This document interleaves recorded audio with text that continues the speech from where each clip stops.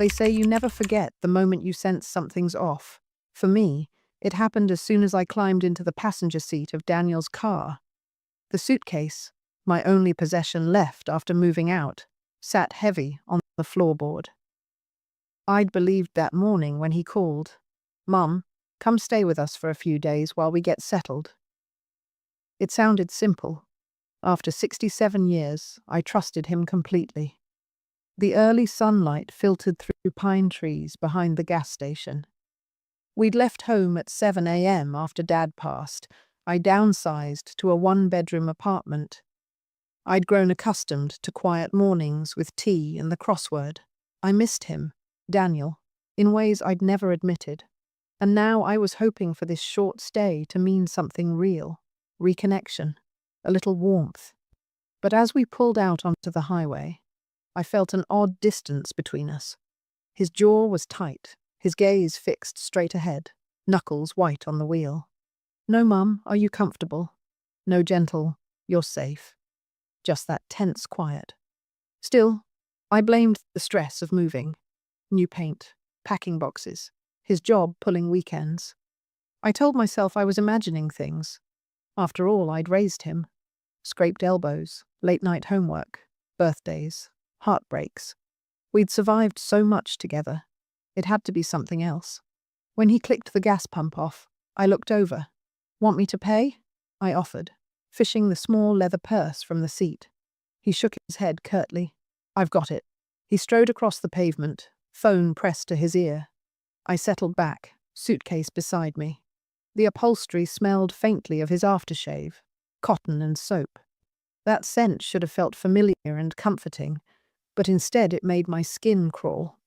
I reached to touch the suitcase handle, as if holding on would tether me to normalcy. My fingers traced the scuffed zipper again and again. I heard men's laughter inside the station, the clatter of carefree people grabbing snacks, stretching legs.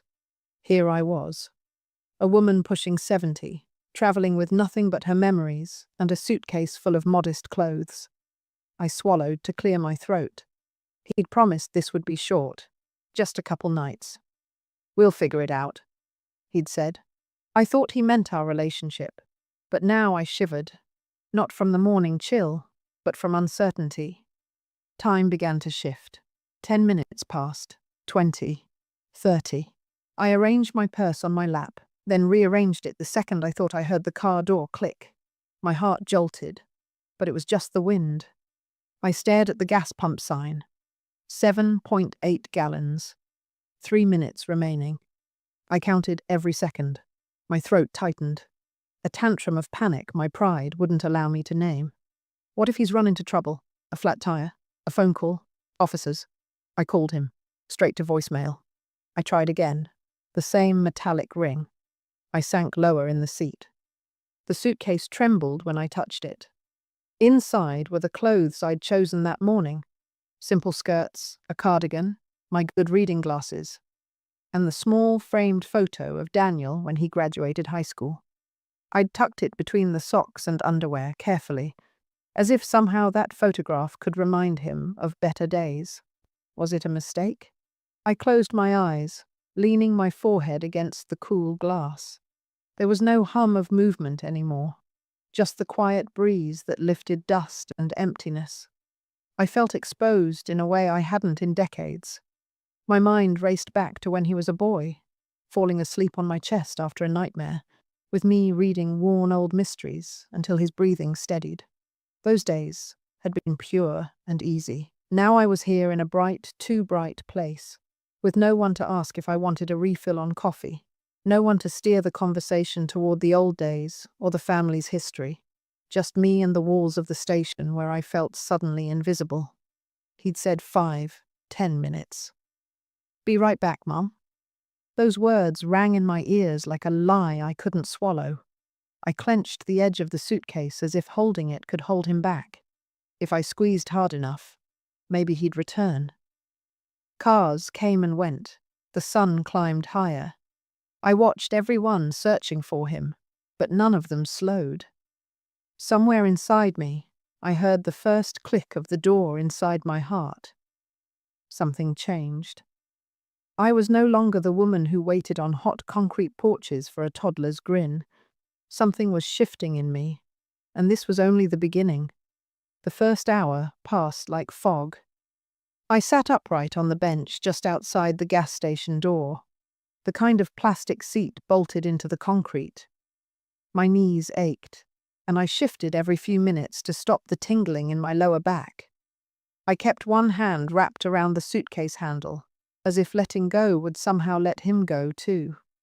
Inside, I'd asked the cashier, a young man with earbuds in one ear and acne along his jawline, if he'd seen my son. Tall guy, black jacket, left in a silver SUV? He'd shrugged, said he hadn't noticed. That was the first time I felt truly alone. I walked back outside and sat again. The breeze picked up a bit, warm and dry, rustling the brittle trees nearby. Cars came and went, young couples heading to weddings, families spilling out in flip-flops, even a grey-haired couple in an RV who smiled kindly at me as they passed. I thought of waving them down. I didn't. After 90 minutes, I stood up.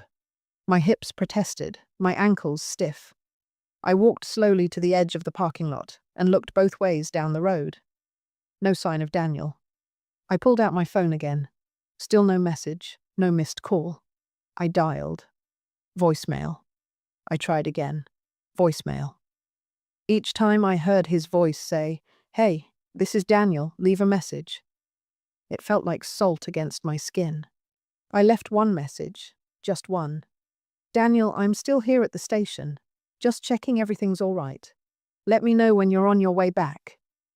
My voice cracked at the end. I hoped he didn't hear that part. I didn't want to sound needy. 2 hours passed. I stopped watching the time. I stopped watching the road. I just watched my hands. The same hands that once packed his lunches. The same hands that rubbed Vicks on his chest when he had the flu. The same hands that folded his wedding gift in silver tissue paper. And now, they were shaking. Old hands. Useless hands. By the third hour, I went back inside the gas station. The cashier was gone. A girl had taken his place. Blonde, no older than 20. She looked up and offered a polite smile. I hovered near the coffee machine and poured a small cup. The cashier called out, "That'll be $1 even." I hesitated. My wallet only had a few bills. I paid, gripping the styrofoam too tightly, then sat near the window and sipped it slowly, though it tasted like dirt and old filters. The fourth hour melted into the fifth. There were no new messages, no notifications. I turned the phone off and on again. Nothing. That's when I knew. There was no traffic jam, no emergency, no flat tire, no detour. He wasn't coming back. I stared through the glass at the heat waves rippling above the concrete. My eyes weren't teary anymore. I'd stopped crying. My body didn't even have the energy to sob. All that was left was a slow, low ache. Not of confusion, not even of anger, but of recognition. The kind that settles into your bones when a truth becomes undeniable. He had driven away. On purpose. A man walked in behind me to grab a lottery ticket, and I caught my reflection in the smudged window. My face looked older than I remembered, wrinkled, worn. I wondered if this was how Daniel saw me now. Some tired old woman, too quiet, too nostalgic, too inconvenient. He'd said, "Be right back," like I was a coat he left at the dry cleaner. And for 5 hours, I had waited, like a fool. Like a mother who still believed that no matter how far a child wandered, he would always come back. But not Daniel. Not this time. As the 5th hour bled into the 6th, I stood slowly, suitcase in one hand, coffee in the other, and walked out the door. Not because I knew where I was going, but because I couldn't sit in that lie a second longer. I stood under the yellowed awning of the gas station, shielding my eyes from the sun as I clutched my phone again. My legs felt like they didn't belong to me. Rubbery, slow to follow direction. My heart pounded, but not from panic anymore, from shame. The kind of shame that comes not from what others do to you, but from realizing you've allowed it, even when all the signs were there. I scrolled to Vanessa's number, Daniel's wife. Maybe she didn't know. Maybe this was all some terrible misunderstanding. I imagined her face, tight-lipped, polished, the kind of woman who never wore the same outfit twice.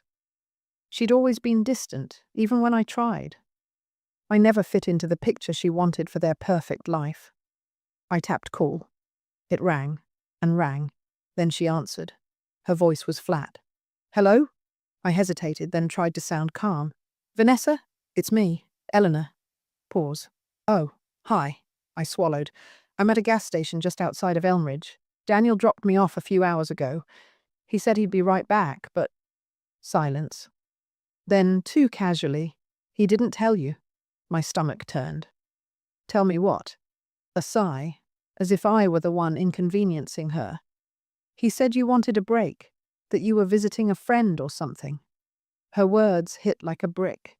I stared out at the horizon, where nothing but asphalt stretched for miles. No, I whispered. I was supposed to stay with you two for a while, until we figured things out. She didn't respond. I could hear dishes clinking in the background, the hum of a refrigerator, life going on, as if nothing had happened. Finally, she said, well, maybe it's better this way. Daniel's been really stressed lately, and we have a lot going on. I don't think this is the right time for extra responsibility. Extra responsibility. That's what I was now. Not his mother, not the woman who raised him through hospital visits and heartbreak, who held him when he cried after his father's funeral. Just extra. I see, I said quietly. Do you need me to call someone? She asked, her voice so rehearsed I knew she didn't mean it. No, I lied. I'll be fine. Okay then, take care. Click. I stood frozen for a while, the silence in my ear louder than the trucks rushing by behind me. I felt smaller than I had in years. Smaller than when I lost my job at 58. Smaller than when I sold my wedding ring to keep up with rent. Smaller than the moment I realized nobody was ever going to take care of me the way I'd taken care of everyone else. A girl's voice broke the silence. Ma'am, you okay? I turned and saw the young cashier, blonde hair tied up in a messy bun, her eyes kind but cautious. I tried to smile. Yes, thank you. She tilted her head. You waiting on someone? I looked down at my suitcase. Not anymore. She nodded slowly. Do you have somewhere to go? I shook my head. I'll figure it out. She hesitated, then came closer. My name's Riley. I get off in about 2 hours. If you're still here, I can give you a ride to the town centre. There's a little motel near there. I didn't know what to say. I didn't want to cry again. Thank you, I said quietly. No problem, she said, then walked back inside, leaving the door open behind her. I sat back down on the bench, not because I wanted to, but because my legs wouldn't carry me anymore.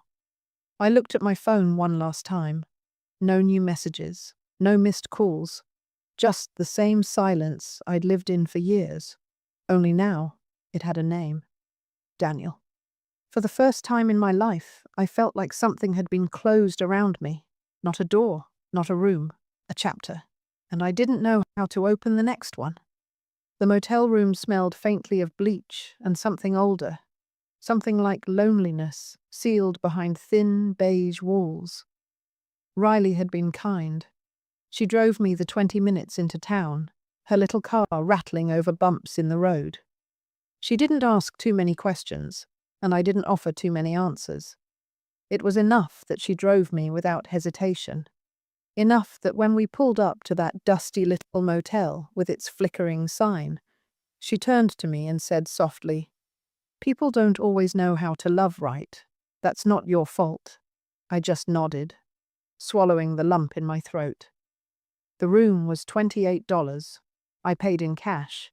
The woman behind the plexiglass window didn't ask for ID, just handed me a key and told me checkout was at 11, room 12.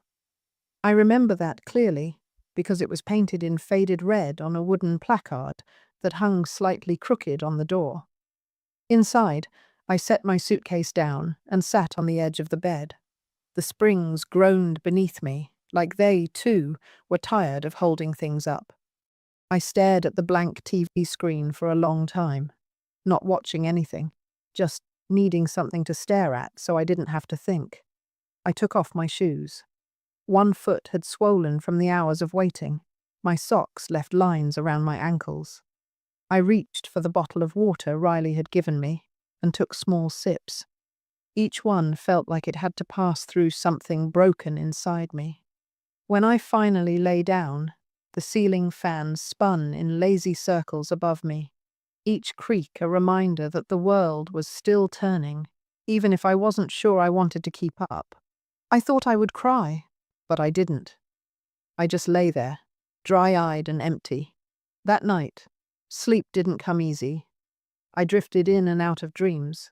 Daniel as a child, running barefoot across the yard, holding up a crayon drawing, shouting, "Look, Mama, it's you and me." I'd kept that drawing for years. It used to hang on the refrigerator. Later, I tucked it inside a photo album he never looked at again. I saw his little hands, heard his laughter, felt the ghost of his small arms around my neck. And then, in the same dream, he turned away, grown now. A man with car keys in his hand, and his mother sitting on a plastic bench with a suitcase at her feet. I woke up with a gasp. Outside the motel window, dawn was breaking again, the sky streaked in pale gold and grey. I sat up, stiff and aching. My body hurt in ways it hadn't before, not just from age, but from something heavier, from humiliation, from realization. I pulled my sweater tighter around me and looked around the room. One chair, one desk, a lamp missing its shade. My suitcase beside the door like a dog waiting to be let out. This wasn't a stop on the way anymore. This was the new beginning. And beginnings, I was learning, often come dressed like endings. I reached for my phone. Still no message, no missed call, no apology, no, "Are you okay?" I knew then that I wasn't just forgotten. I was removed. Like something heavy he'd carried too long and finally decided to drop at the nearest convenience. I opened my contacts and scrolled until I found a name I hadn't tapped in years. Judith, my younger sister. We hadn't spoken much since our mother's funeral. Life had taken us in separate directions. But when she answered, groggy and surprised, I broke. "Ellie?" she said, half asleep. "Is everything all right?" I paused. Then, "I think Daniel left me." It felt strange to say it out loud, like I was speaking someone else's life. "What? Where are you?" "In a motel off Highway 3. He said he'd be right back, but he didn't come back. It's been a day." She went silent for a moment. Then I heard her voice sharpen. "That ungrateful little... Ellie, I'll come get you. Just say the word." I smiled through my tears. "No, I think I need to figure this out. But thank you for answering. You don't ever have to be alone," she said. "Not while I'm still breathing." I hung up, not feeling better exactly, but no longer entirely invisible. I looked at myself in the mirror. Hair flattened, wrinkles deeper. But in my eyes, there was something stirring, something old and quiet, but still alive. I wasn't done yet. The bus to the city was slow and half empty.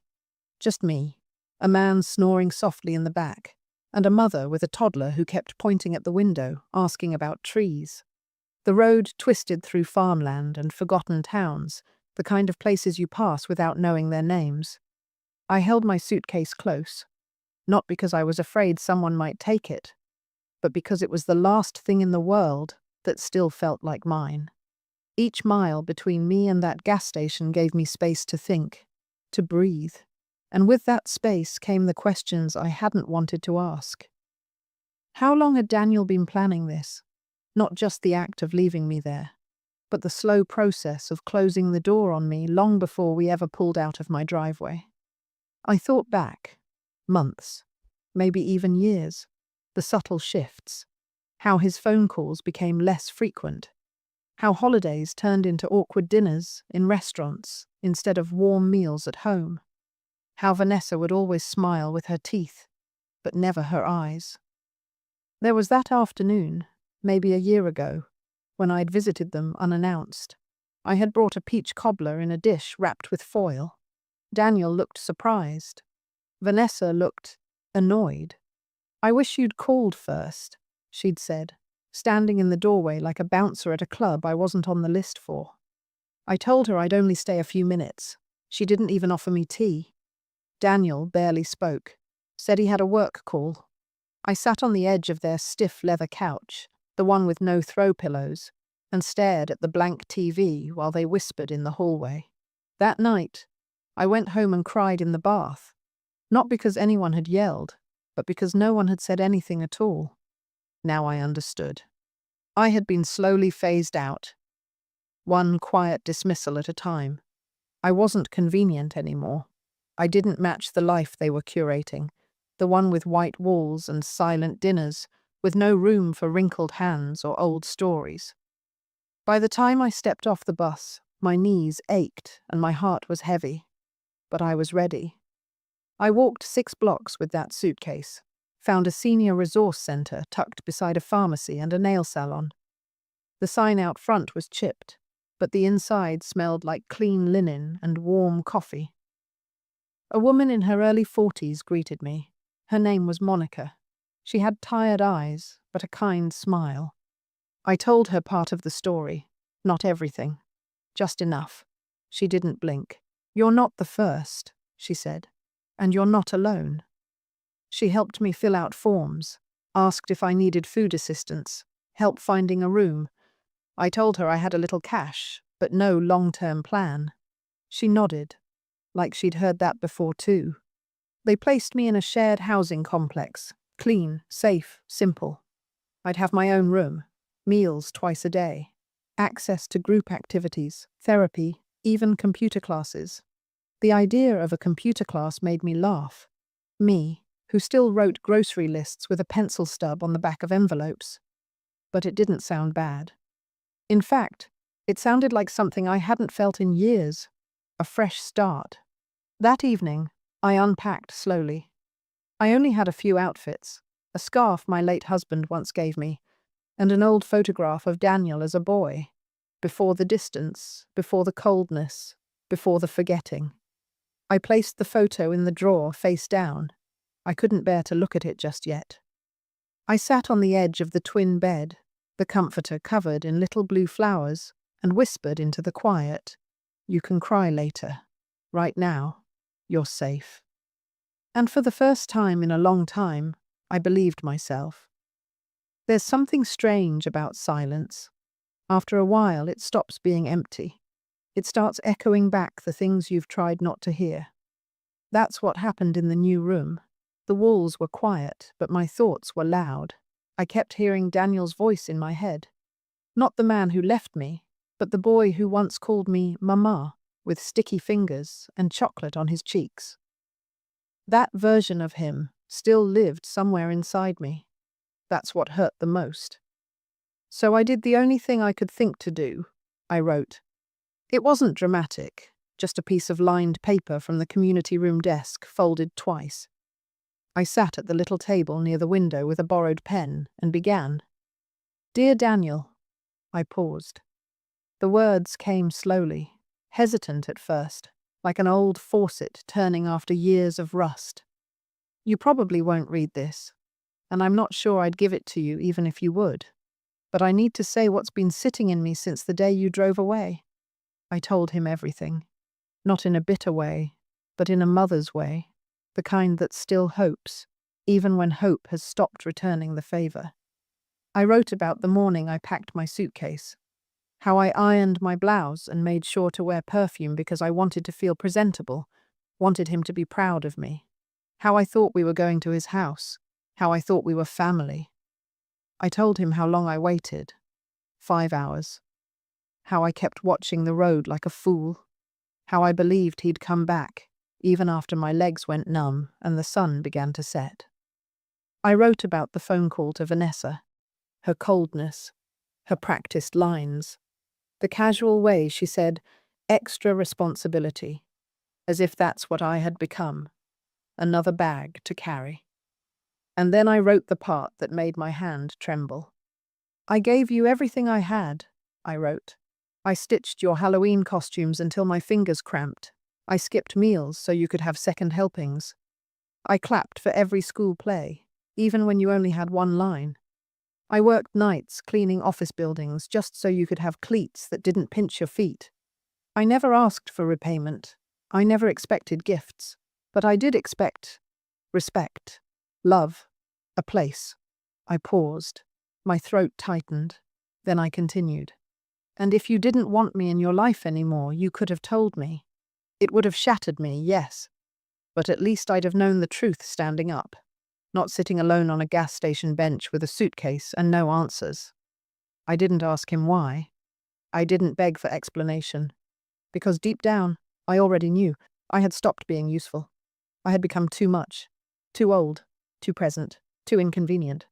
And he, had chosen convenience over kindness. But I wasn't writing to punish him. I was writing to let myself go. I ended the letter simply. I don't hate you. I'm too tired for that. I just hope one day you remember what love looked like when it was given freely and quietly. I hope it visits you when you're old. And I hope you treat it better than you treated me. I was your mother, and I loved you the best I knew how. Eleanor. I folded the letter and tucked it into the pocket of my coat.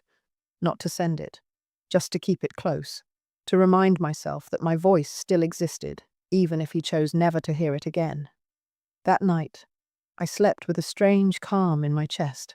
Not peace, not yet, but something close, something that whispered, "You're not broken. You were just set down, but you can still stand." And the next morning when I woke up, I didn't reach for my phone. I reached for my shoes, and I walked outside. The first week was the hardest.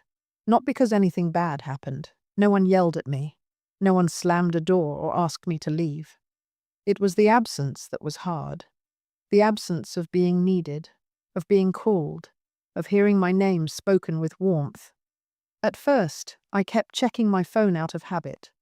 A part of me still expected Daniel to call, to apologize, to explain it all away. Say it was a mistake. Say he'd panicked. Say he'd made the worst decision of his life. But the silence stayed, and slowly, it became a kind of friend. My days took on a gentle rhythm. I joined the community's book club, not because I cared about the books at first, but because I missed sitting in a room where people looked you in the eye. I met a woman named Gloria who used to be a school principal. She wore bright lipstick and always brought an extra cookie, just in case someone needed sweetness. One afternoon, Gloria and I sat on the porch in silence, sipping weak tea, watching the world go by. She said, "You've got the kind of quiet in you that scares people." I laughed softly. "Is that a compliment or a warning?" She smiled. "Both." There were painting classes too. I hadn't picked up a brush in decades, but something about moving colors across canvas, making something new from blankness, felt like therapy my body understood before my mind caught up. I painted small things: a coffee cup, a field, a shadow on a bench that no one was sitting on. Each brushstroke felt like reclaiming a part of me that had been silenced in service of others, a piece that had been waiting patiently to be seen. And then there were the letters. I wrote to no one in particular, just thoughts, memories, things I never said aloud. I kept them in a folder in my nightstand, right beside the folded letter to Daniel. I never reread them. I just needed to know they were out. Once, I saw a little boy in the grocery store holding his grandmother's hand while she told him which cereal to choose. The way he looked up at her, eyes full of trust, it made me cry in the bread aisle. Not out of pain, but because somewhere in the world, love was still being done right. Judith called every Sunday. She never asked about Daniel, never pushed, just asked what I'd painted that week, or how the tuna casserole turned out. Sometimes she read me jokes from the newspaper. I didn't always laugh, but I always listened. One morning, I woke up and realized I hadn't thought about Daniel in 3 whole days. and I didn't feel guilty about it. I felt free. Not free from love. A mother never stops loving, but free from the need to prove that love, to beg for it back, to wait on a bench for someone who was never coming. I had stopped waiting, stopped hoping for apologies that wouldn't come, or explanations that couldn't undo what had been done. I began to walk most mornings. There was a park down the road with the ducks that waddled with no sense of urgency. I liked that. I liked the stillness of it all. One day, a woman in the community asked me to read aloud during the monthly gathering. She said I had a voice that made people lean in. I hadn't thought of my voice that way before, so I said yes. And when I stood up to read, hands steady, heart full, I realized something. Daniel had left me at a gas station, but I hadn't stayed there. I had walked forward, and every step since had been mine.